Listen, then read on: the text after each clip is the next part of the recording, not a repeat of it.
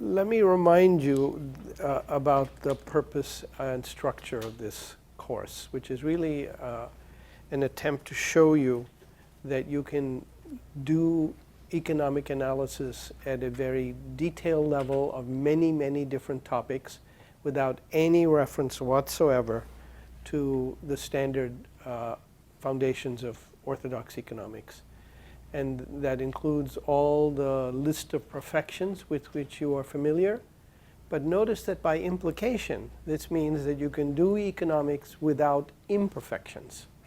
Because the idea that there are imperfections is the dual of the idea that there are perfections. And nowhere do I speak of the imperfections. I talk about concrete factors, and sometimes the laws are held at bay for a variety of reasons. But these are not imperfections, these are concrete details, concrete aspects of an argument. And that means that in some sense the purpose of this project, and really the purpose of trying to create an alternate framework, is to show that there was an earlier framework which was very well developed, though it's not formalized, and that's part of what I tried to do in this book. It's not applied empirically in the way that I've tried to apply in this book, but it was there, and it was capable of being the foundation for micro and macro. And the key point of departure is the idea that we can accommodate consumer behavior of enormous variety, real consumer behavior, and still derive all the laws of micro, all the observable laws. Now, what we don't get, what we throw away, is the idea that microeconomics is essentially a description of an optimal position of utility maximizing of happiness in some sense. It's nothing like that. Micro, real micro, is a series of choices that people make under a variety of conditions, often without knowing at all where they're going to go. Perhaps you've heard me talk in different moments here, not so much in the course, but in other lectures, about how I got to be an economist. And I got to be an economist through a series of accidents. I was an engineer. I decided that there was no future for someone like me in aerospace engineering, which is what I was interested in. I went to Kuwait. I worked in Kuwait as in a bank. I hated it. I went to work in the desert. I got something called desert blindness, became unable to see while I was recovering. Someone was fired from a high school, and they said, do you want to teach social science and math? So while I was recovering, I said, sure, and I ended up teaching, never having taught it at all in my life. Walked into 4 or 5 classrooms teaching in a high school in Kuwait, and I realized I liked teaching, I liked social science. And then I still didn't know what social science, psychology, sociology, and I met a man at a cocktail party who said, you should do economics. And so that's how I ended up in economics. Now, there's no possible way any one of our life stories can be incorporated into the absurdity of rational choice and perfect knowledge and all that. And so one has to ask, since we're all here, and we all got here somehow, and we can all tell a story like this, not only for our life paths, but even what you're going to choose for lunch tomorrow. Why do we have this story? What is the thing that propels economics to be stuck in this framework?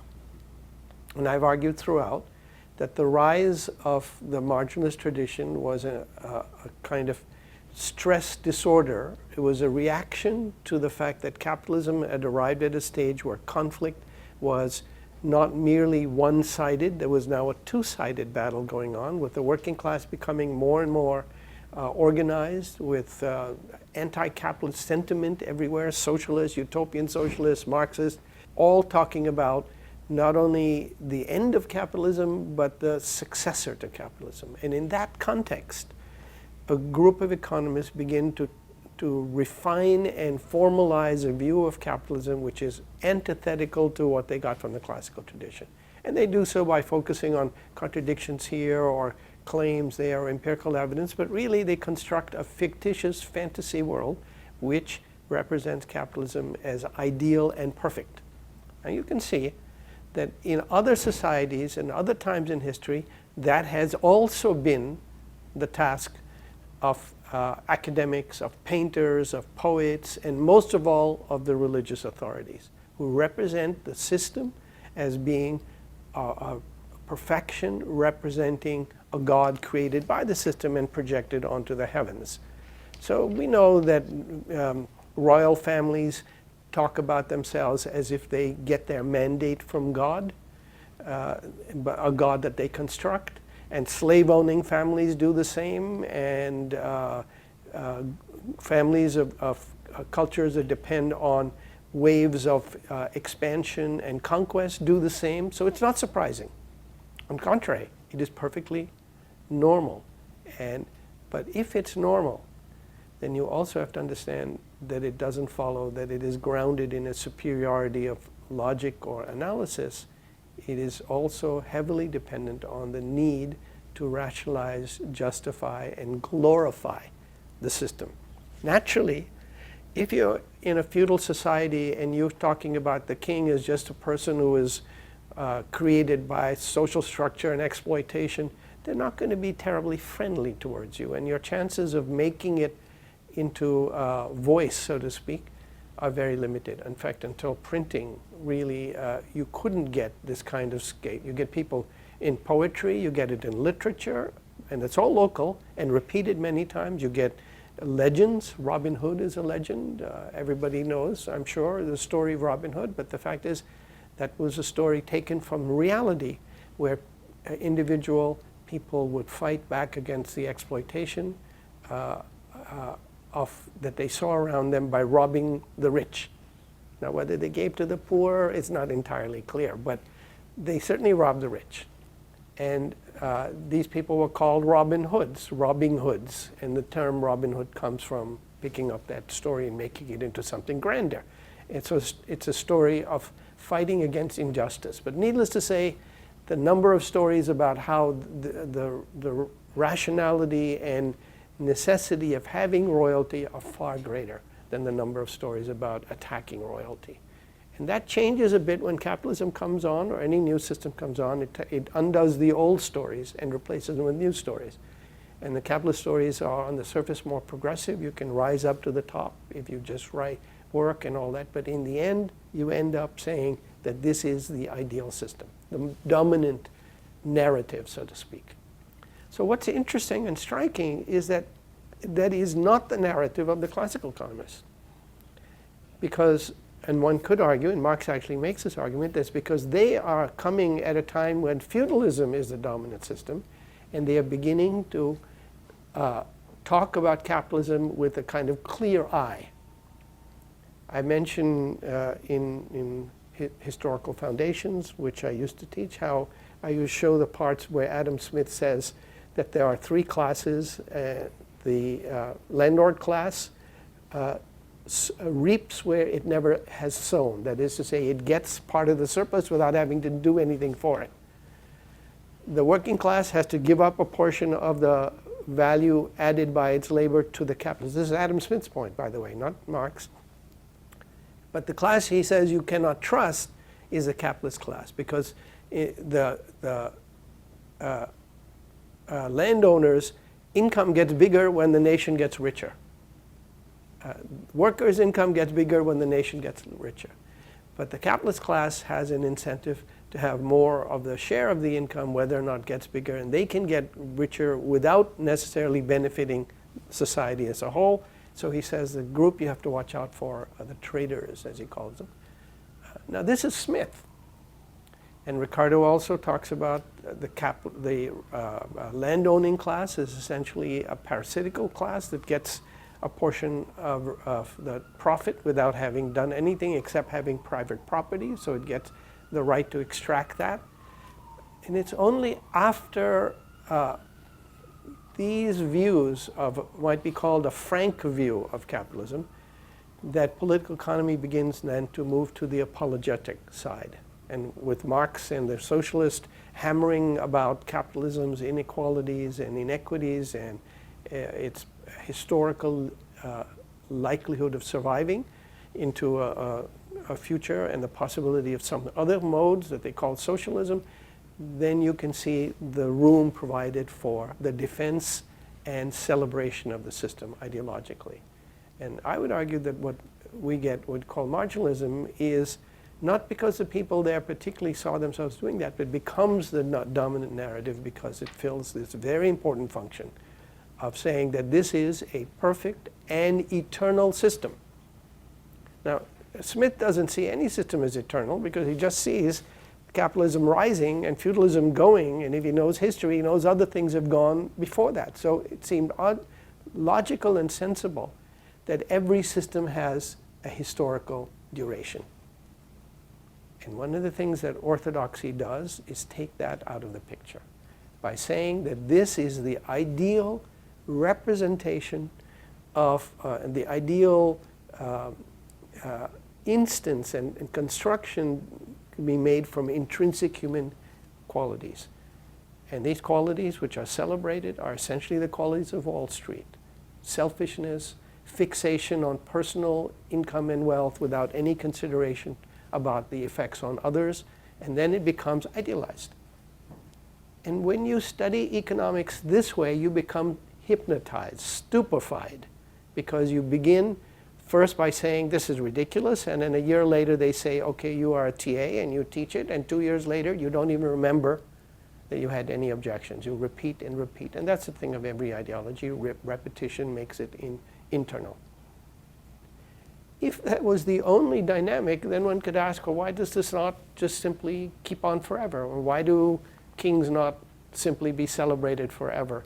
And the answer is because reality is moving under the influence of different forces. And ideology can influence some things, and it can represent some things, but it's not determinative of the overall process.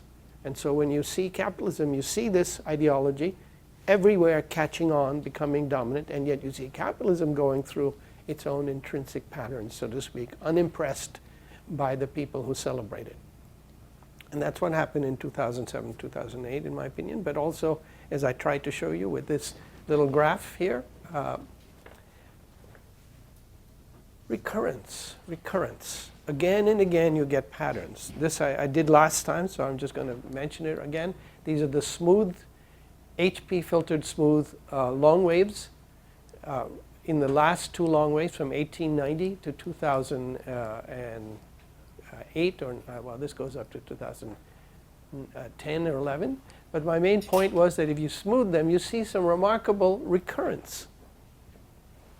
And this recurrence occurs even though the ideology of capitalism switches back and forth. In the 1890s, you have the beginning of the dominance of marginalism. Then in here in the 1930s, you get the rise of Keynesian economics that says capitalism is turbulent, needs to be regulated, you need to support it.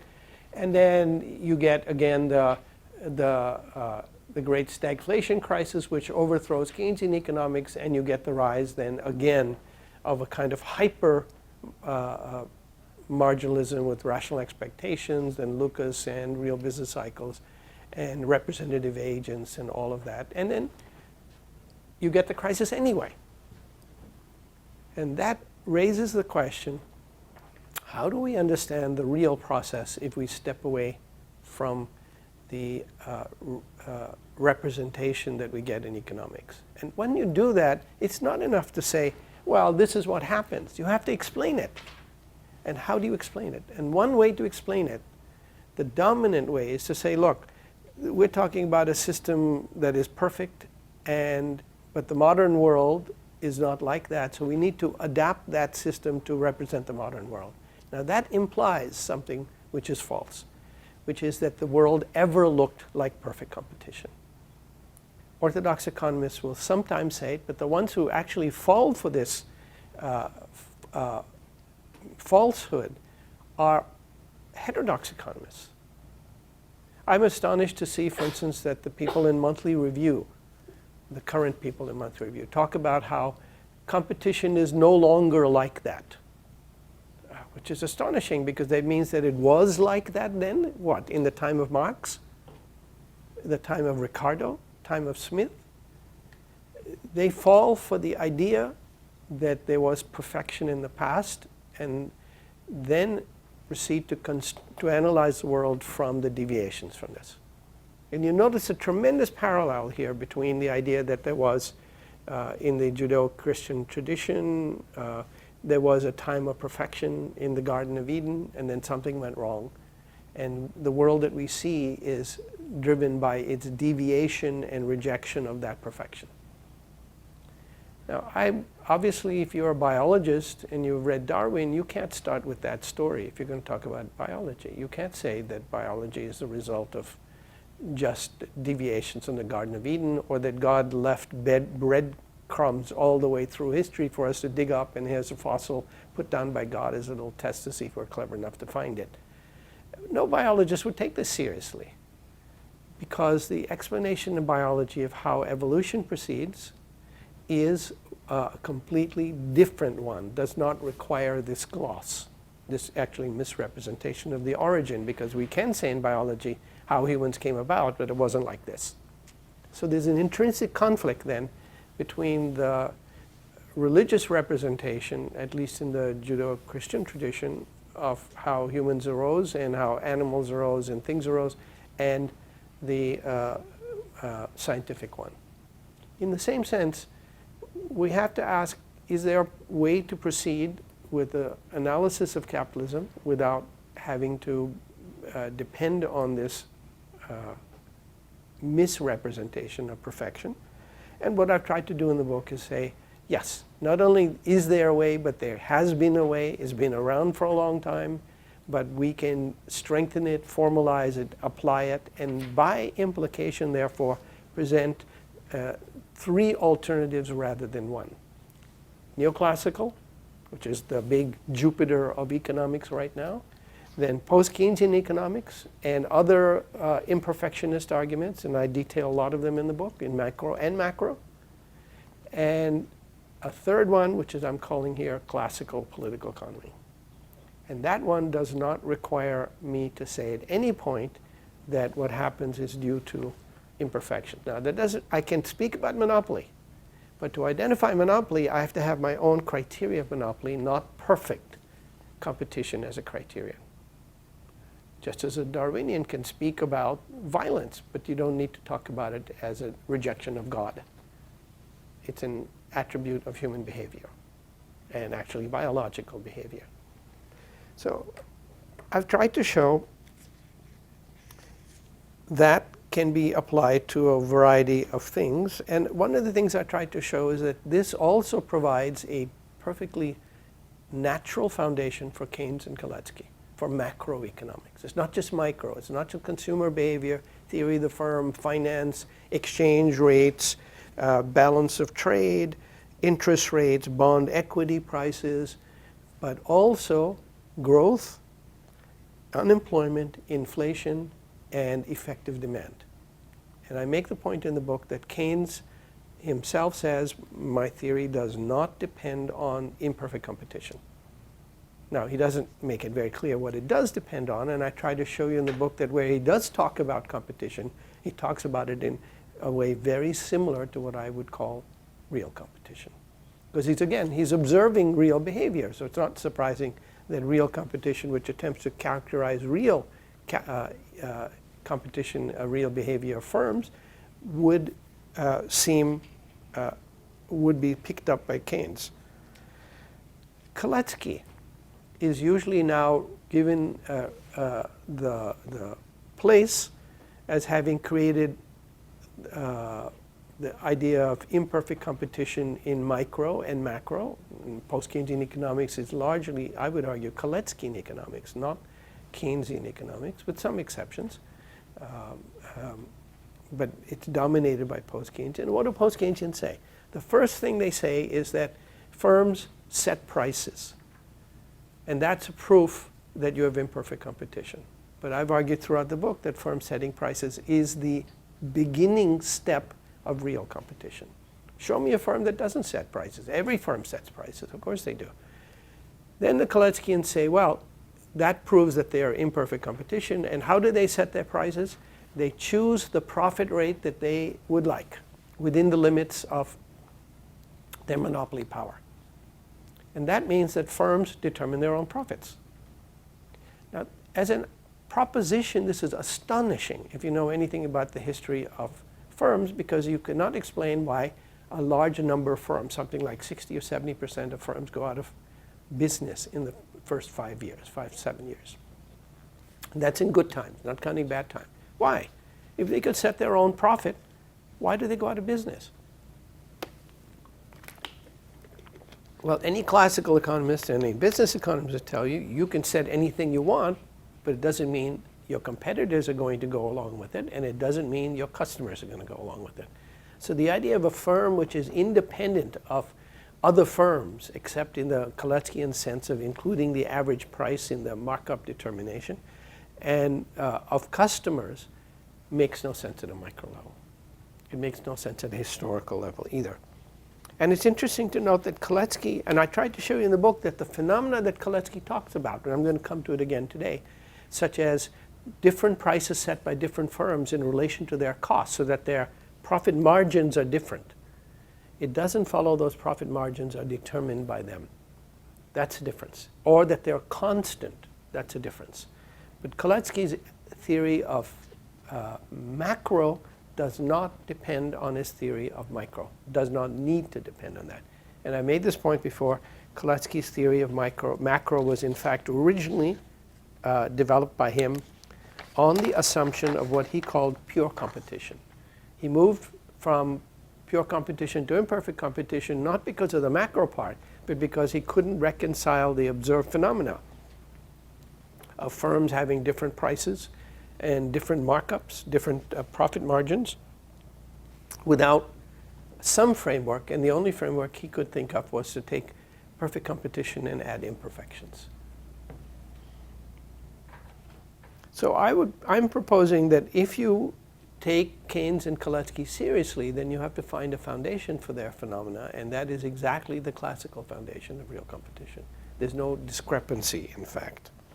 And the same thing can be said about hyper-rationality. I've already talked about why I think it makes no sense. It's neither necessary, because you can describe actual behavior without relying on that at all, and it's not sufficient because it's actually not capable of analyzing the real choices that people make. So, and I've already said why I think it was invented. But that leads me to something about behavioral economics. Now, behavioral economics has discovered with great shock is not the right word, with great pretense has discovered that people don't behave the way that economists have been representing for such a long time, which, by the way, many people like Veblen and others have long ago said this is an absurd framework. But now behavioral economists have made an industry out of taking the standard model, so they stay there with it, and then showing it, exposing it to actual behavior, and discovering to their great surprise that people don't behave that way. Game theorists do this all the time. They make a game and they go out and say, oh, people don't behave that way. Then they take the game to India and they take it to Africa. Oh, people don't behave that way. For which they get promotions and financing and more funding to take it elsewhere. Now, it's a bizarre way to proceed because it's something any observation would make clear is not a valid foundation, and yet they make a career out of keeping one foot in the orthodoxy and one foot outside. And when you ask them what they're doing, they're saying we're strengthening the orthodoxy by showing that a deviation here and a deviation there can explain things. Of course, when you ask them to add up the deviations, they don't add up, because everybody has their own personal set of deviations. That is, every field has its own personal. So this is a kind of corrupt enterprise, but it has the great virtue that it keeps you within the fold and it makes you a member of the church. And so that's why people stay in churches, because even though they've seen some dodgy behavior by some priests, you stay in the church because this is the place that it has the power and the possibility of moving up in the world. Now, there is another type of behavioral economics which is genuinely motivated by trying to understand how people behave rather than try to further one's career, so to speak, and that is to actually begin to say, well, what do psychologists have to say about behavior? What do anthropologists have to say about behavior? And we don't need to try to force fit it into game theory or utility maximizing or add some more variables to these functions, but let's try and talk about how people actually behave. And I would argue that this is the project that we should be engaged in. If we want to talk about consumer behavior, if we want to have, imagine that we have 20 years from now an economic textbook, which is basically my next task if I live that long. I won't live that long, but anyway, the next task is to work on how to make the analysis here, which breaks free of this foundation, how to make it into a straightforward path so that people who didn't have to read neoclassical economics, at least in the beginning, could say, how do people behave? And how do we derive the phenomena that we observe from their behavior? How do we explain what PR firms have to deal with, which is actual behavior? How do we explain how people are influenced and seduced and tricked into doing certain things? And there's a lot of literature on that. So we need to make that into the foundation of a micro course for the consumer part. We need to make that into, add that, the theory of real competition and the theory of macro dynamics in which effective demand and profit work with each other sometimes and against each other other times, as I tried to point out last time in the last lecture. And that gives us a basis for analyzing the world we see in, and therefore talking about policy implications.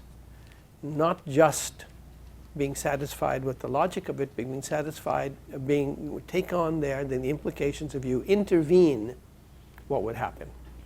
Now this is the basis of all science. I mean, if you want to study physics, you can study physics without ever having seen anything in a lab. But as a discipline, physics can't do that, because physics ultimately needs to talk about the relation between its hypotheses and the world. And the same thing with biology. You can work in biology mathematically. You never have to see any living thing. But biology as a discipline surely cannot. So individual people can specialize in different degrees of involvement in the operation on the real. But collectively, we have to be able to feedback, and you have to be consistent. Then the argument has to be consistent with the theory. Otherwise, the theory has to bend, has to be adapted or thrown away. That's the nature of all scientific enterprise, so that's nothing special here. So if you then proceed in this different way, what do you see? Well, the first thing you see is that you can get recurrent patterns despite changing behavior. I mean, there's no way you can posit these patterns on the basis of a representative individual. You'd have to be insane to do it. Clinically insane. I mean that literally, clinically insane to do it. Because this is changing social structure. This is huge things happen here. This is the great period after in the period of imperialism and crises and the rise of the welfare state and wars in Europe, and then this period of Great Depression, devastating social consequences, again change in social structure, totally different balance between capital and labor, between the state and labor. Then you get this so-called golden age of Keynesian economics, where the state is now the regulator of capitalism. And then you get the stagflation, where all of that unravels. Then you get the neoliberal attack. All of these are major changes in the institutional structure of capitalism. They're major changes in the behavior of individuals, major changes in technology. All of that can be traced. And yet, you get recurrent patterns. So how is it that happens? And the answer I've tried to give throughout is, first of all, aggregates are very robustly insensitive to the details of the interaction. But more importantly, the thing which is not transformed is a profit motive. Its expression is transformed, but the motive itself continues very powerfully to drive the system. So I've tried to show that micro and macro are powerfully regulated by the profit motive, first of all. Then there are other motives. Now, here, you don't need to represent this as the behavior of a single hyper-rational individual. In fact, we know in other disciplines that recurrent patterns occur. The Lotka-Volterra equations are equations that were originally derived in biology to explain the shifting and recurrent balance of population between predator and prey. That was from observation. and the formulation by a biologist and a mathematician of a formula, literally a set of dynamical equations coupled that give you recurrent patterns. It's a beautiful equation, really, really a thing of joy to behold and to see how it works. Then along comes Goodwin, Richard Goodwin, who, by the way, perhaps you know, was forced out of the United States because he was accused of communist sympathies and was driven out, couldn't get a job at Harvard, and ended up at Cambridge, England, where he became a major figure in economics and all of that, as well as a major expert on wine, because he had I believe he was in charge, in fact, of the cellar at Cambridge, or one of the colleges, rather, at Cambridge, which is a good job if you can get it. And a painter. He used the same equations that Lotka and Volterra had to model the shifting balance inherent in the profit motive between capital and labor. And that's a reserve army of labor story. And again, it's a very beautiful paper. And what he basically does is argue that this balance, in which if growth is going rapidly enough to diminish the reserve army of labor, then workers are in a better position, they get stronger, their wages begin to rise relative to productivity. Remember that curve I showed you, the rate of change of the wage share and unemployment? That's exactly one of the curves in Goodwin, actually. But I showed you empirically how it works in the US. Then the reserve army shrinks, workers get better, stronger positions, wages rise relative to productivity, which means the wage share rises, which means now the profit share falls. The profit share falling means the profit rate falls, other things being equal. This reduces the growth of the demand for labor and then expands the reserve army again. But as that does, then the whole process can repeat. And what Goodwin showed is cycles like this, pretty much like this, which repeat from the intrinsic dynamic. And what's intrinsic in the dynamic is not the individual choices and all that, but the gravitational field. Reserve army shrinking makes workers stronger. Different workers react different ways and different times, different institutions, but that is a remarkable relation which is inherent in the dynamic of capitalism. That makes wages rise, the wage share rise, profit share fall, profit rate then falls, which means the incentive for growth falls, which the demand for labor slows down, and the whole process can repeat again. Now notice here, I don't need to say how individual workers do this. I need to talk about the things like drift and diffusion, balance of power, general impact of wage share and profit share on profitability, and so on. These are intrinsic variables, but in specifying individual behavior, many different models must obviously be consistent with that, because if we look over the historical period, we can see the recurrence occurs with very many different types of behavior and different institutions and so on. That's why I argue that you cannot derive a story of capitalism from institutions. Institutions modulate the patterns, but the patterns themselves come from the intrinsic dynamic of wage equalization, profit equalization, interest rate equalization, exchange rate equalization, and so on and so on. Is that point clear? So if you leave this course with any one point, is that you don't need to specify the individual behaviors. What you need to specify is the systemic influences, pulls and pushes that the system generates automatically.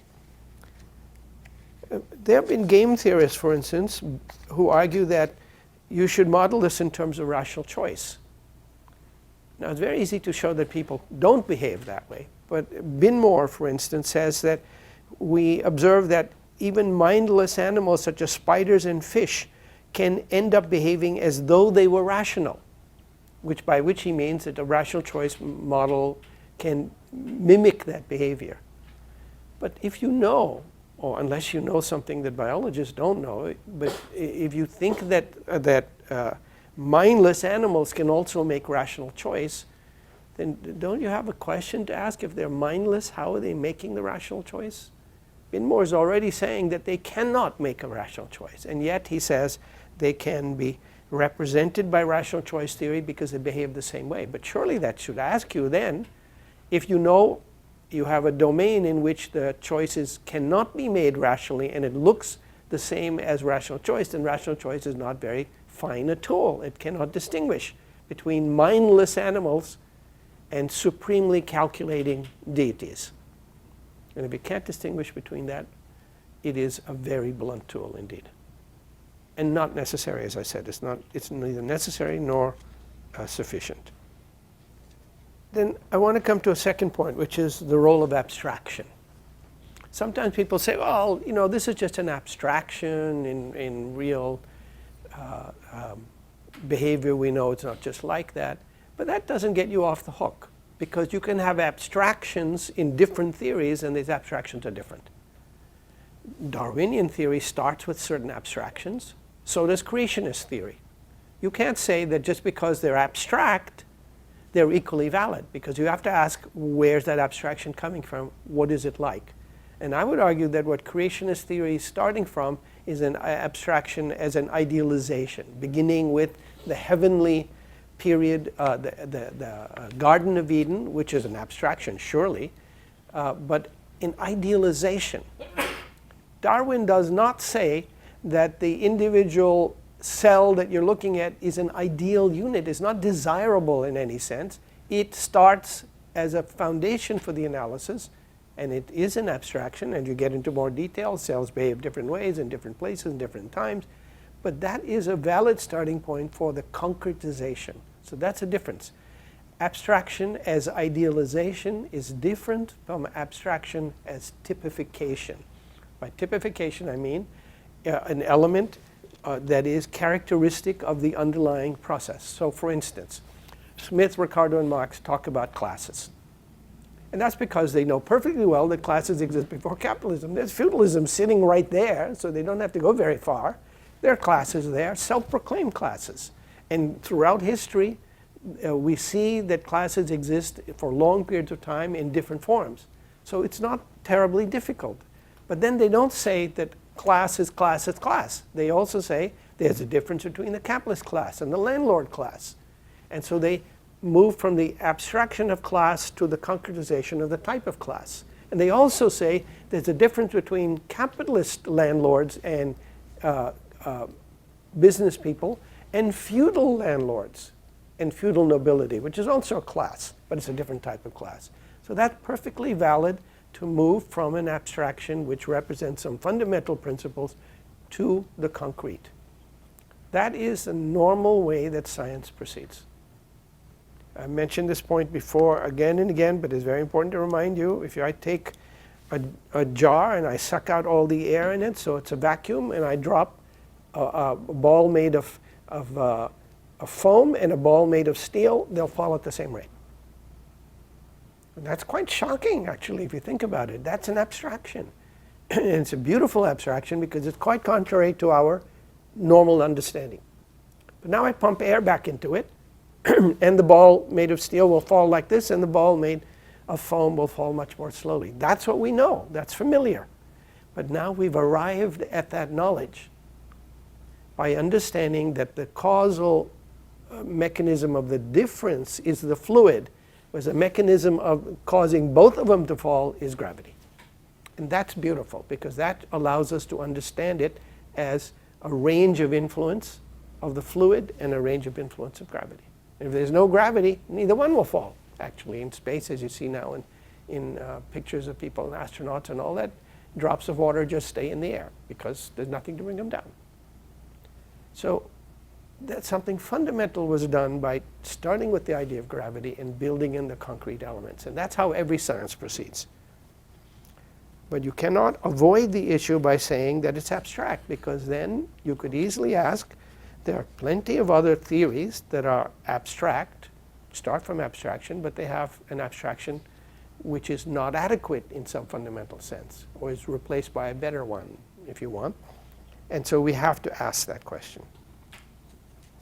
Any questions here? These are the methodological foundations, so to speak, of the book. Yeah. In this context, what would you say are the possibilities of the left? Like at a practical level, what could the left government do since the system is like this? How can it make it, or how can it be what they hope to be when the system begins? Okay, now I talked about it last time a lot, and I want to go on to other things, but let me just briefly remind you what I said. If capitalism has recurrent patterns driven by the deep forces in its system that are intrinsic, then the issue of policy is what limits are provided by these deep patterns. Let me give you a concrete example. People are fighting now in the United States for $15 wage, right? We understand that a $15 wage imposes some burden on businesses, because businesses have to sell products at prices which are determined by competition largely. And so you can't simply say the wage rises, businesses can all raise their prices. In fact, they all say no. They say, well, some of us will go out, some of us will have lower profits. And so there's a judgment being made that the burden is not too big and it's justified because of the benefit to people at the bottom. And we know from history, the struggles of labor unions, every time firms always said the thing, raise the wage a penny, I'll just have to close up, I'll go bankrupt, my children will starve. And it's sometimes been true, but largely it's been untrue. But then we ourselves can be asked, well, why not? If you think $15 doesn't, why not $55? Why not $100? Why not Trump's salary? And we understand immediately, intuitively, that there's a limit here. And so we need to have a theory that identifies a limit. To know that there's a limit is no big deal. To have a theory that knows a limit depends ultimately back on this question of the foundations. So I certainly don't believe that you can have a $45 minimum wage without having consequences which may be so bad that the people fighting for it may lose. And every labor struggle, if you've ever been involved, everyone, you know, go too far, the firm closes down. Go too far, the plant moves. So you have to have a judgment, and these judgments are made concretely. We have to, as economists, understand and have a framework where these judgments can be made. Same thing for macro. Suppose I say that all my friends are Keynesians, which largely is true in my case, and so they all propose that if you have unemployment, all we need to do is print some money and spend it. And we know for a fact, and this has been established again and again, that doing that will pump up the economy. But will it pump up inflation or employment? Will the immediate effect disappear as other effects come into place? That's what we need to be able to ask. And I think that one of the things that Keynesian's contribution from Keynes and Kalecki properly is that there is a lot of power in the state and the private sector too, because private credit creates purchasing power to pump up the system. On the other hand, the limits to it come about, in my opinion, when the effects begin to interfere with profitability and undo it. And I argued that this period in the book, I spent some time on this, the period of the great stagflation was exactly where Keynesian theory discovered in practice a limit which it didn't have in theory.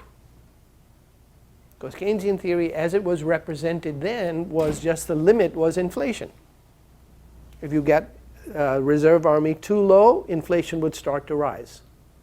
So your choice was, how low do you want to go? What's the unemployment rate you want to have before you get inflation you don't want to tolerate? But they're missing from that story is that as the unemployment rate goes low, the profit rate begins to fall faster than it would otherwise, or rise more slowly than it would otherwise. It falls relative to its trend because you're you're increasing the wage share and squeezing the profit share. And that limit is capable of explaining why in this period you had rising unemployment, so the reserve army is getting bigger and bigger, and yet instead of inflation coming down, it was going up. So that's where theory has an impact for policy. I'm going to talk about other things, inequality and development and so on, and we'll get to that. The point is that in all cases, the theory provides you with a guide as to the limits. And the limits then have to be seen concretely. Just like in that experiment, how fast something falls when you pump fluid into the chamber, it depends on what the balls are made of. One's made of steel and the other's made of feathers, or the one made of steel and the other's wood, the other's foam. That matters. So that's where you get the answer. You have to develop the analysis and apply it, which you cannot do, by the way, without empirical evidence. You can't talk about the abstract properties of this without studying them. So you need to have the engagement with the actual practice and lessons across the world. Every science does this. There's nothing new here. I want to move to a second issue, which is the idea of these fundamental properties that I've talked about that are inherent in the system. At the abstract level, we say, here are the high-wage workers, here are the low-wage workers, and given that there is higher wages being paid here, workers will move over to this direction. They'll increase the labor supply. It'll go down. Wages will go down here, and here, because there are a shortage of workers, labor supply wages will rise, and they will get equal wages. That's the highest level of abstraction, right? And that's perfectly fine at a high level. But at a more concrete level, we know that not everybody will make the decision to go at the same time. There are reasons why you don't want to give up your job, your family, your nationality. So there are different stickinesses. These are not meant to be imperfections. They're concrete factors that determine whether you'll move or not. Moreover, when you move, it's not clear that you'll get the higher wages. You may displace someone else. You may not. You may end up unemployed. So they're concrete factors. So what we can substitute for the idea of equality is the idea of drift and diffusion. Now, drift and diffusion is a very powerful concept because it's highly developed in physics and biology. The drift comes from the fact that the wage differential here causes people to drift, labor to drift in that direction.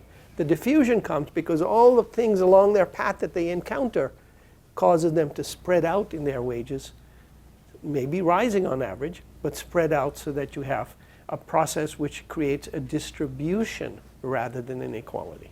And drift and diffusion processes, in the most general level, give rise to particular shapes of distribution, the simplest of which is exponential. And yet, so we can derive from here the possibility that a distribution of wages arriving motivated by the classical idea of arbitrage among wages will produce a distribution, and then we can ask what is that distribution and what are the conditions. And in the book I show that you can do that in a very precise way, and I'm going to skip some of the discussion here to talk about the real wage aspect because I don't want to run out of time. I have a lot of things to talk about. So in the book I make the point that people have, from economics early on, began to realize that the distribution of income had a distinct pattern. It wasn't just that it wasn't all equal, but that had a pattern. And the first famous example of that is Vilfredo Pareto, who we know in Pareto is the Pareto of all those other Pareto things also, optimalities and but he was studying the distribution of income of property owners. Now, at that time, that was the only data on the distribution of income. And why was he studying that? Because the state wanted to know how property owners, landed classes, and capitalists were getting what income they're getting so they could tax it. Wage income was not taxed in those days, so there wasn't any study of the distribution of wage income except among manufacturers and all of that. And Pareto, looking at the state data, the taxation data, saw a pattern.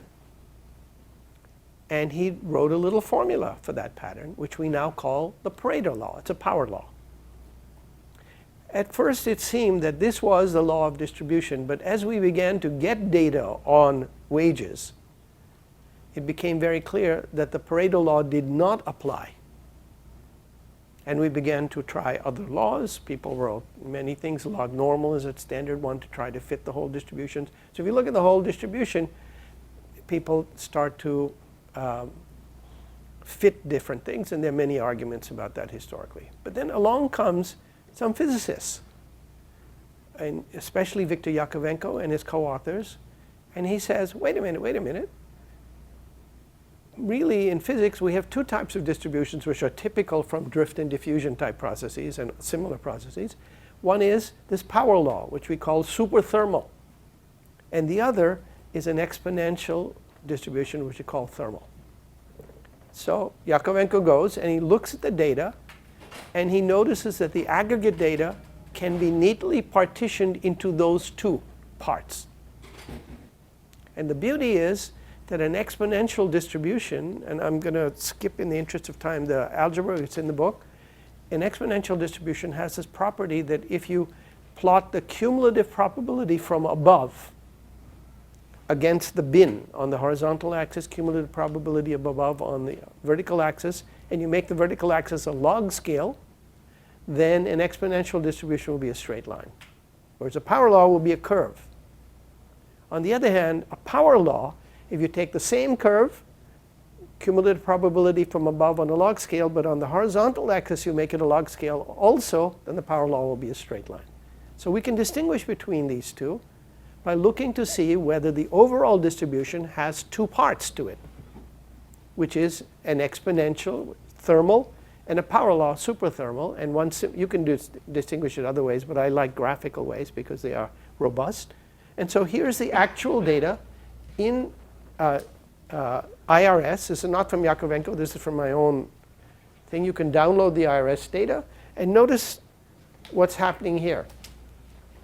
This is the income distribution below 2000. So I've picked 2000 as the point below which the data is being tested for exponential. Now I did that sort of empirically. I moved the point around a little bit. There are not that many points.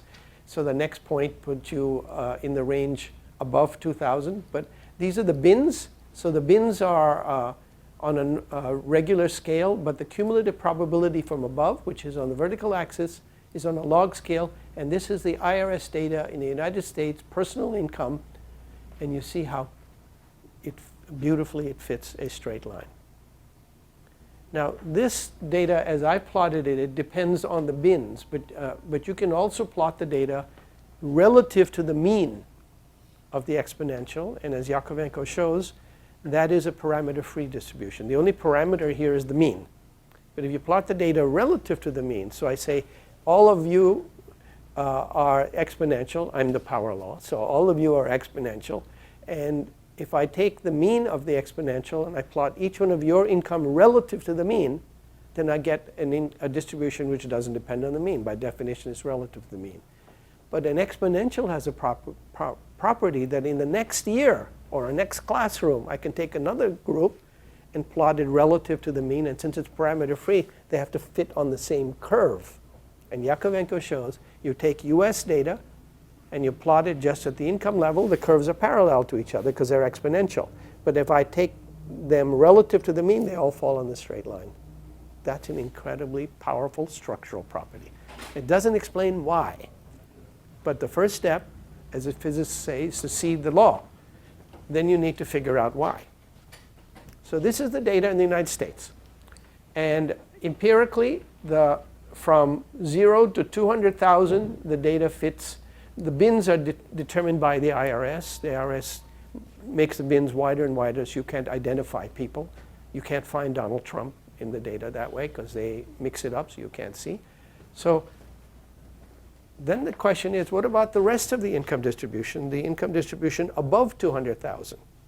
And this is the data, same data, it's just the higher part of the same data, but now the scale is different. This is a log scale here, but the bottom is also a log scale, going from, this is 100,000, but you see the data starts in the $200,000 to $300,000 range, which is this bin, and you see that all the remaining data fits on a straight line on a double log scale. That's a power law.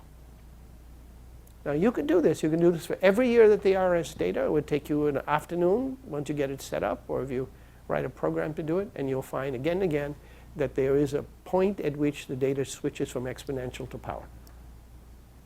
Now, why is that relevant? Well, the exponential distribution, Yakovenko argues, is the distribution of income from labor. It's wage income, wage and salary income. And it's the bottom 97%. So the first graph, which is the exponential distribution, is the bottom 97% of the population. And he says the bottom 97% is largely wage and salary income. We know this from other things that Piketty has done, and Saez and Atkinson and so on. And he says that is an additive distribution, and so therefore you get an exponential. Now he does this on analogy to physics, and I'm going to come back to the problem with that. The top part, however, Yakovenko points out, is a multiplicative distribution because it is, he argues, this top part is the distribution of property income that Pareto first discovered. Now, what is property income? Property income is the rate of return times the quantity of your assets. Right? How your property income is your return on your wealth. So you have the stock of your wealth times the rate of return. So property income is fundamentally a multiplicative process. In physics, you say multiplicative, and they go, power law. And he shows that that's exactly what you get. So now we have a question. How do we relate this to the classical idea of wage equalization and profit rate equalization? And you can see already the clue here. If wage equalization produces a drift and diffusion process, then you're going to get an exponential, at least at the most abstract level. And if it produces a drift and diffusion process for the profit rate, then since it's a profit rate times the stock of wealth, you can get something like a power law. So you can derive these things straightforward from the words of Adam Smith. And this is what the invisible hand means in that sense. They're derivable without any reliance on the standard assumptions of individual behavior. Now, many of us in this class, or some of us in this class, have been working on these things in different countries, so we're finding this again and again. And you can, Yakovenko has shown it in European countries. We've shown it in different parts of the US, different data sets, and so on. You find these patterns repeat again and again. And it's a very interesting question, why? So I want to just briefly talk about why. So let me go back to the same formulation that I used to explain the wage profit, the wage unemployment curve. So it's the same thing I used to explain consumer behavior. You have a budget line and so on. So it's a very simple formula here, a simple formulation. You can think of workers as having two dimensions, an occupation and a location in a firm. So you can actually do this, but you can get data on this, but you can think of them as having, what did I say in here? I think it was the row was the occupation. We can construct a matrix of wage rates in which the rows represent occupations and the columns represent firms, so that any wage of an occupation in a firm is one of the cells in the matrix, right? And then the question is, what determines the distribution of these, and how do you relate that to a classical argument of wage equalization and distribution?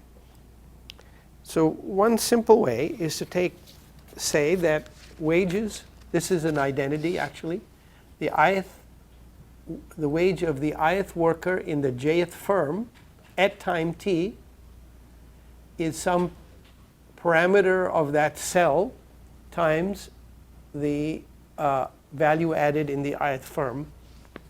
The wage of the worker in the ith firm, in the ith firm of the jth occupation depends on a structural parameter times the value added in the ith firm. In other words, when I look in a firm, the wage of a particular occupation depends on the relationship of that occupation to the value added, the degree of struggle, unionization, institutional framework, whatever that workers have managed to arrive at to give their occupation in that firm a particular wage. And we don't expect it to be the same across firms. We do expect that if it's very different across firms, then there'll be a mobility of labor towards the higher wages, and that'll bring the wage down. So it's a distribution always. Then just taking this parameter linking the occupation in a particular firm to the wage of that occupation in a particular firm. We just take the difference, which is these first differences, leaving out the smaller terms, and we write roughly that the rate of change of wages of a occupation J in the ith firm depends on the rate of change of the structural parameter and the rate of change of value added. Now these parameters are all positive, all these variables, W, beta, and Y. And then we can say something about what this rate of change might look like. We could say, for instance, that this is a very complicated set of interactions, and therefore it essentially can be summarized in first approximation by a kind of random variable. Now, random variables, we know, are not variables that come out of the sky. They're always a result of complicated interactions. And the way you have a random variable in a computer is that you have a complicated process which is sensitive to lots of influences, and you get a random distribution, not because it's pseudo-random. So you can think of this as pseudo-random. So if we were to say that these factors interact in such a way that these are the structural relations between occupations in a particular firm, and these are the in relation to their value added, and these are the changes in value added across firms, and at first approximation, we take this either to say this term is proportional. This term is a random variable, so in which case the rate of change is proportional to a random term. Or we can say that these variables themselves are random terms of one sort or another, random variables. So we end up with two simple propositions. The rate of change of wages is a random variable across firms and occupations, or the rate of change of wages is the percentage change in wages is a random variable across firms and occupations. Now that's the simplest form of expression of competition. And you can show that either one of these gives you something very close to an exponential. The first one, this one, the change in wages is an exponential, is a random variable, gives you an exponential distribution. But notice now I've derived it from considerations about dynamics of wages and incomes and so on. The second one gives you something which is similar, can be well approximated by exponential. It's a gamma distribution, and it's very similar to an exponential. Exponential looks like this, and a gamma distribution has a top and then comes down like this. So if your bin is big in the beginning, it looks like an exponential, and usually can fit an exponential pretty well. And I show in the book how you can simulate these in a spreadsheet. It's pretty straightforward. One of the things that an exponential has is that it has a Gini coefficient of 0.5. Yakovenko and all show is that the distribution of labor income is roughly 0.5 in the United States. And because it's roughly exponential, everywhere we look at it, it's in the order of 0.47, 0.49, something like that. I did a paper with two former students here, and we did it by race and gender. And we didn't expect that the distribution of female income or of black income would be an exponential for wages and salaries, but it was essentially an exponential. The Gini coefficients are 0.47, 0.49 for the labor part of the income. So this is an extraordinarily good fit to the observed occupational data, personal income data by race and gender. And my point is that we need to be able to explain it consistent with the other foundations, which is kind of drift diffusion processes. Any questions here? Yeah. A question, in what sense is the exponential an additive process? It's an additive in the physics sense because an exponential is derived from collision of two particles. So Yakovenko provides a physics model of the pattern, which makes no sense to me, but you know, he doesn't know he's a lovely, smart man, but he hasn't spent a whole time studying economics. And so he says, well, what's the equivalent to explain this? Well, in physics, exponential comes about because two particles hit each other and they exchange energy. One gains a unit of energy and the other loses. That's a conservation of energy. It doesn't change over the sum of the two. So that's an additive process, plus minus. And that produces an exponential distribution. So Yakovenko says, well, how could I apply this to economics? He says, okay, suppose everybody has money. And you run into each other in the market, and I give you some money, so what you lose, I gain. Then the distribution of money should be an exponential. Now that assumes money is a fixed quantity as opposed to growing over time and all of that, which he says, okay, we'll abstract away from that. But then the problem becomes, what does this have to do with wages? He says, well, I can't get data on money, so I look at data on wages, and wages data is exponential, so my model must be pretty close to that. And I don't agree that that's a way to get to the exponential. But I do agree that he's made a major finding, which is that it is an exponential. So the question is, how can you produce an exponential from what we know operates at the micro level, which is that people move from low wage to high wage areas. They drift and diffuse. And so there's another way to do that. Drift diffusion processes will give this even in ways that I didn't show here because they're standardly, the first thing they give you is an exponential. And by the way, then it implies that there is a power law for property income because the product of the profit rate, which is subject to the drift diffusion, and the wealth income, the stock of wealth, which has to be derived in some way, gives you a power law. So that's a multiplicative process. Okay? Other questions? Yeah.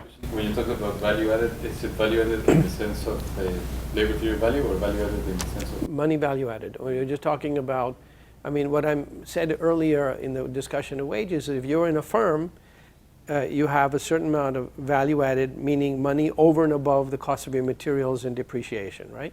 It's gross or net value added. That's the object of contention between you and your workers. Because if they take more, you get less. So the struggle is about the division of the value added. And that's exactly Marx's point, except he mentions that the value added comes from the surplus labor and all that. But the main point is it's a struggle over wages and profits. It's that division of the value added. So we can represent it as having a complicated set of interactions. Then the simplest form of these complicated interactions is an exponential. I'm going to skip, or maybe I should just say a little bit about maximum entropy. One of the tools in physics is, and in mathematics also, is the idea that if there are a lot of complicated interactions, then they'll produce many possible outcomes, but a set of outcomes that'll be the most probable in some sense can be called maximum entropy outcomes. Now, maximum entropy says that because I don't have enough information to model all these details, then I assume that the outcome that I'm going to get is the most probable in some sense, a distribution which is most probable, and that's formalized in the idea of maximizing entropy. And this is used, for instance, collision of particles. We don't know which particle hit which and where is it going to go and which wall is going to hit, and it's impossible to calculate all the possible interactions of particles in a gas. So one way to do it is to say that their distribution follows a principle, a maximum entropy principle, maximization of entropy, which is the least information principle because we don't know the details. And that gives you an exponential. The problem with this is that that's consistent with lots of detailed knowledge about how the particles do behave. So because I have this exponential, and I can say, well, I could derive it from maximum entropy. But maximum entropy is consistent with neoclassical theories of micro, monopoly theories of micro, classical theories of micro. So the fact is that if you have maximum entropy, you can't explain the micro behavior because you're assuming that you don't know it. You're assuming it away, so to speak. And as economists, it's very useful to have the explanation of distribution, but immediately someone's going to say, well, wait a minute, why? And you have to answer that question. So that's why I talk about processes such as wage, profit rate equalization in a turbulent way, because we know these are well grounded empirically. I mean, look across the world today. Immigration, migration is hugely motivated by wage differentials. And the flow of capital is hugely motivated by profit rate differentials. And it doesn't take any intelligence to figure this out. Well, then we can't say maximum entropy, because that doesn't tell you the details. It's consistent with many other possibilities.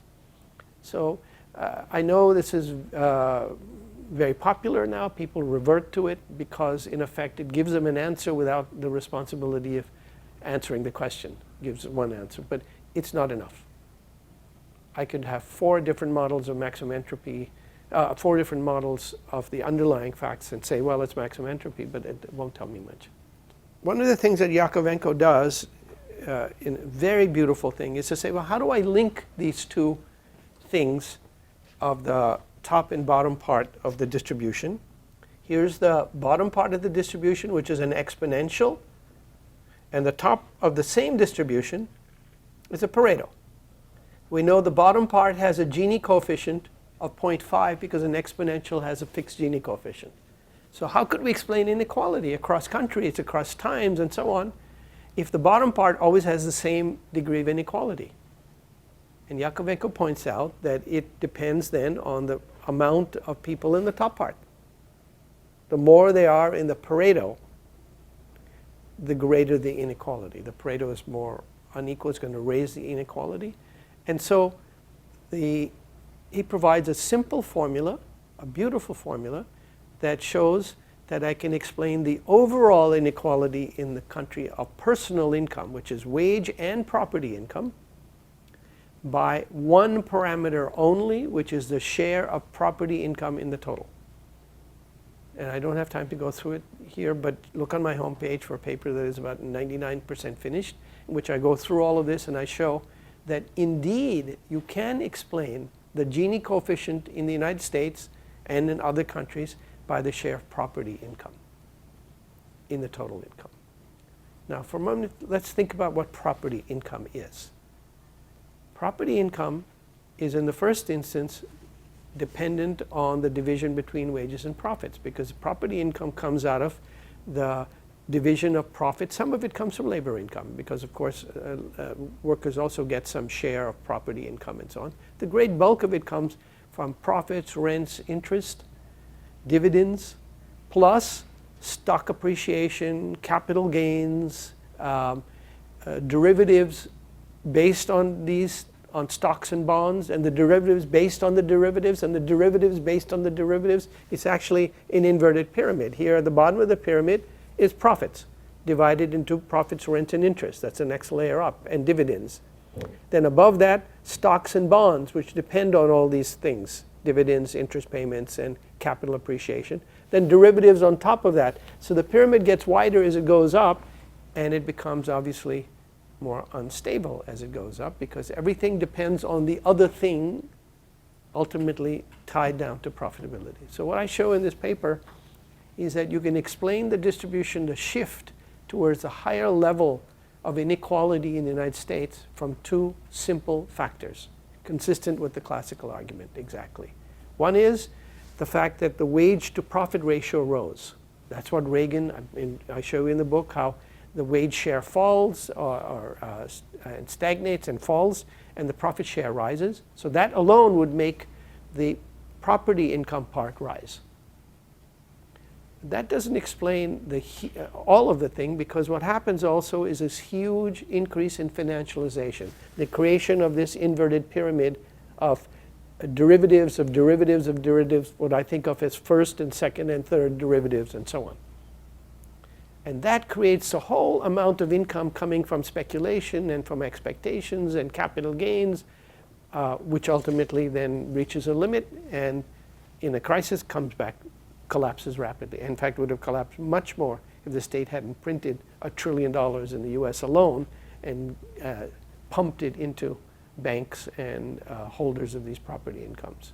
So I break those 2 parts down. I show you the contribution in a simple formula using Yakovenko's formula. I show you property income can be broken into the profit wage part and the financialization part.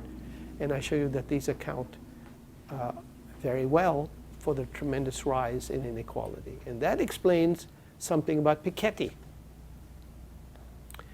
If what I'm arguing is true, then what happened in the early part of the post-war period was wage income rose relative to property income.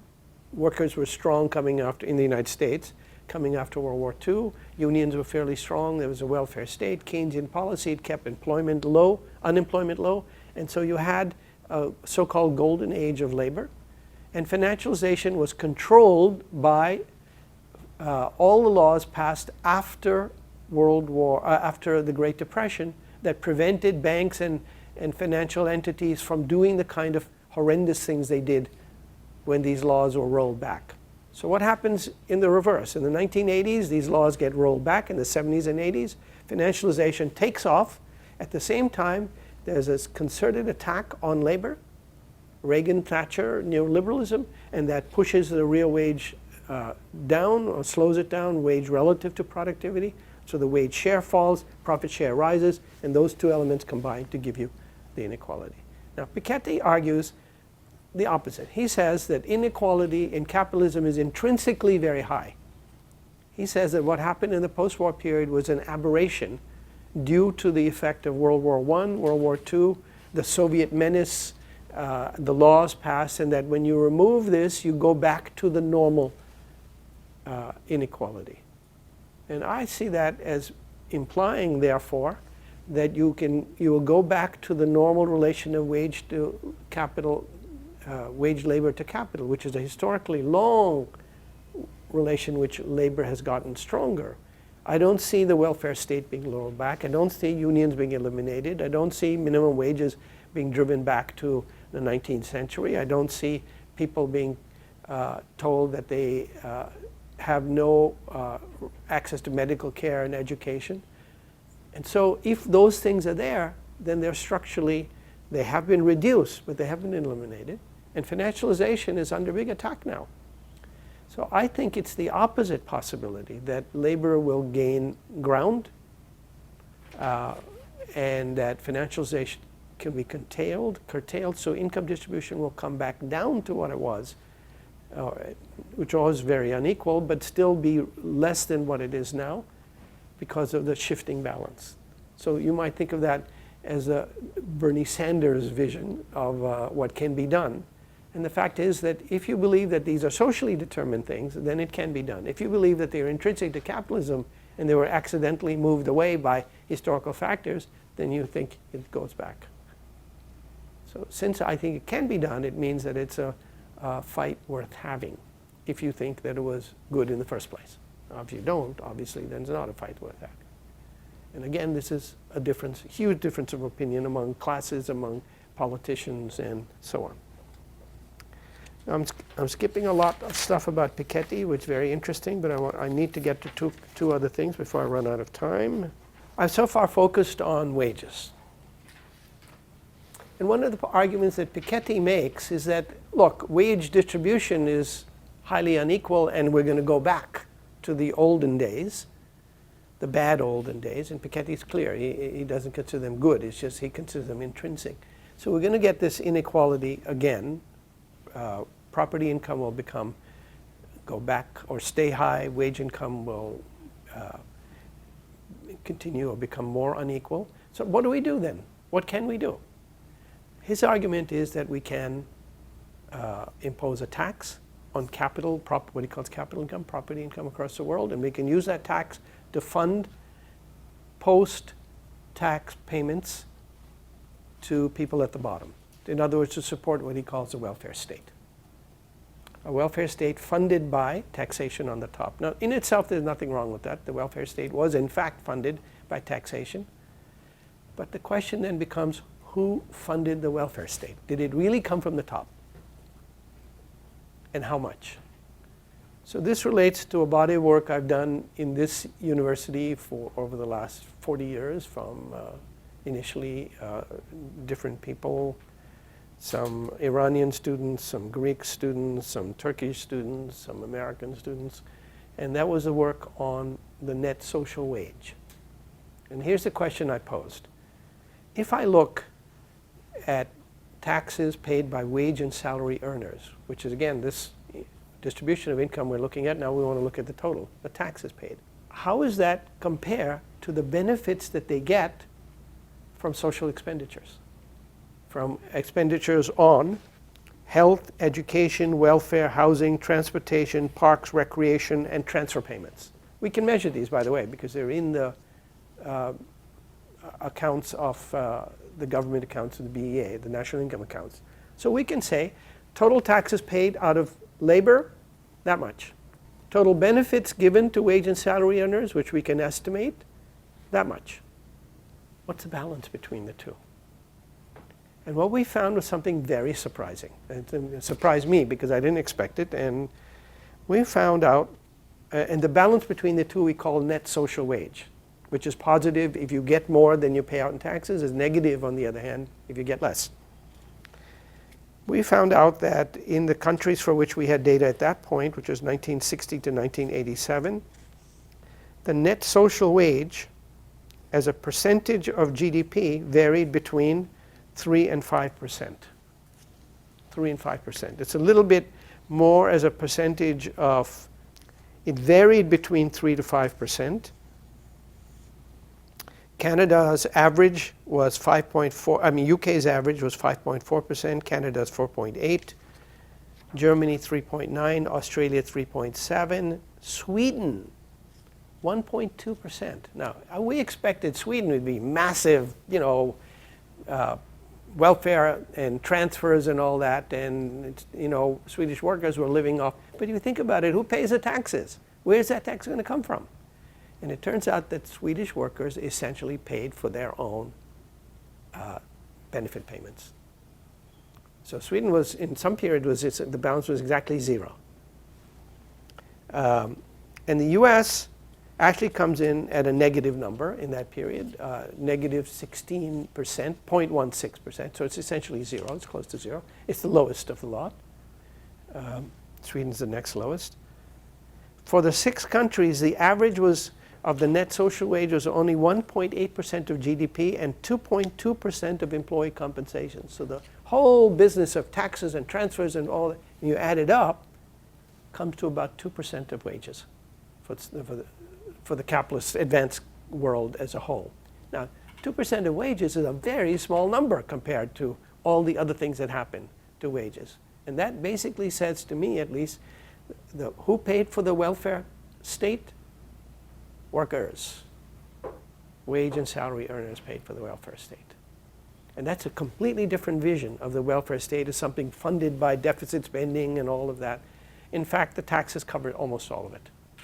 Now, U.S. had big deficits, but if you say that the workers are basically paying for their own benefits, then the deficits are coming for non-social welfare expenditures. And guess what the big one is there in the U.S.? It's the military.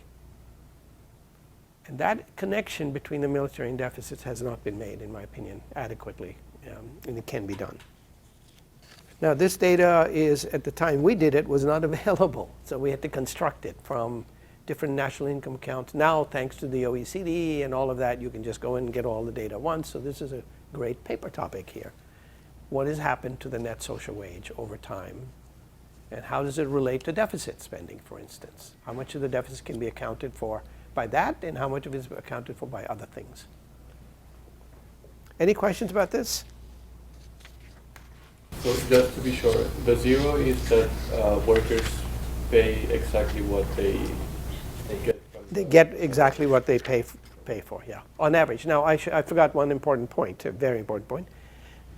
What distinguishes the different countries then is not so much how much, 5 or 4% given to workers on average above their taxation in England. And this was a time of very big struggles in England, labor was strong and so on.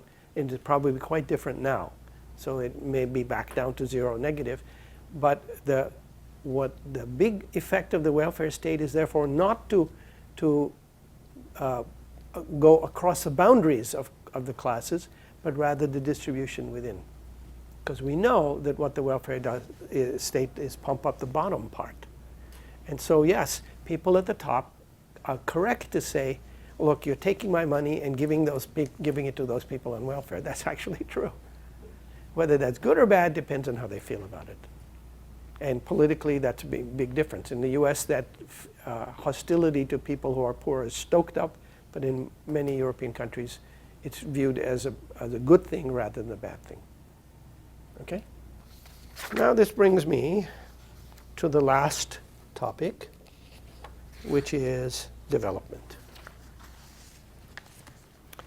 I say in the book, in the beginning and the end, that the book was aimed at analyzing advanced capitalism. And at a personal level, I want to point out that I was born in a very poor part of the world, in Pakistan, and when I first came to graduate school, it was immediately assumed that I would work on Pakistan. Because, I mean, what's the point of going to graduate school if you don't work on your own country? And I said, well, no, I'm actually interested in theory. But then the assumption was, okay, if you are assuming you're going to work on Pakistan, you have to apply the theory that is given to you. Because that's not your job, that's their job. Whoever they are, they do the theory, and then you apply it. And I found the theory implausible, to put it politely, implausible. So I thought I will work on the theory, and I need to understand how the center behaves in order to understand the issue of development. Because the issue of development was always a question of the relation between the developing world and the developed world. And if the developed world was misrepresented, as I thought egregiously misrepresented, then how can you develop an explanation of underdevelopment or development in relation to a false explanation or an inadequate explanation of the center? So that became my task, and that's not to say that I have stopped thinking about development. In fact, I have a lot of contact and interest in reading and analysis of development, but the book is not about that. It's about the center of the capitalist world and what its properties are, so that we have a way to stand, a theory that can explain that has different implications for development than a theory that says the center got to be the center because it has the freest markets and the institutions that interfere the less and fewer unions and all of that. If you believe that's true, then development consists of opening up to more capitalism and more markets. If, however, you believe that capitalism itself is a highly constructed, in the center, power balance between the state and capital and labor, ups and downs, and some benefits and many costs, then you have to understand that that same thing may appear in development. In fact, one of the things that happens if you do it the way I'm proposing, that many of the patterns in development appear quite familiar, because they are in the first place something that happened before and has been covered up by the fiction of perfect markets and all of that. And secondly, it comes from the interaction between stronger and weaker capitals, or could be lower cost and higher cost capitals. All of these properties can work both ways. So that's something to understand. So when you move to the level of the global economy, which is really then the next move away from the center to the capitalist system as a whole, then you have to include the concrete factors become much more important, even more important, because the developed world is partly developed because of the similarities among labor standards and taxations and transportation costs and information processing and history and culture, insofar as it's focused on, well, even in cases like Japan and South Korea have adapted very rapidly to Western culture. But then you have to take into account transportation costs, taxes, tariffs, mobility of capital and labor, history, culture, national restrictions, and so on. And you have to keep in mind that the center's development itself was founded on colonization, violence, pillage, slavery, slaughtering of native peoples, and the deliberate and targeted destruction of potential competitors, and huge transfers of wealth. So you cannot tell the story of the center without talking about the relation already. And some of that relation is the blocking of development in the rest of the world. Well, we know that, that's well established. So here then the difference between these two approaches becomes very clear, because the difference between understanding capitalism as a contradictory system in which force plays a role, the state plays a role, usually on the side of capital, but not always. That understanding is very different than the idea that the development came about because there was a limited state, free markets, limited interference in the labor market, and so therefore what developing countries should do is have this ideal model. Because I would argue that free and unfettered capitalism, which we have plenty of examples of in the developed world, produces both good and bad things, sometimes terrible things, including the extermination of native peoples, which is often slavery, which is in old history of the developed world. So if you want to talk about how markets work, then you don't have a difficulty understanding how they work in the center. It's much easier for you to understand how they work in the developing world. Heterodox economists are then trapped here because heterodox economists understand that the capitalist world doesn't look like that model. But if they remain trapped in the idea that it's imperfections, then they have this peculiar problem that when they come to the developing world, they say, well, culture and institutions and labor markets will not allow the operation of this ideal model that you're talking about.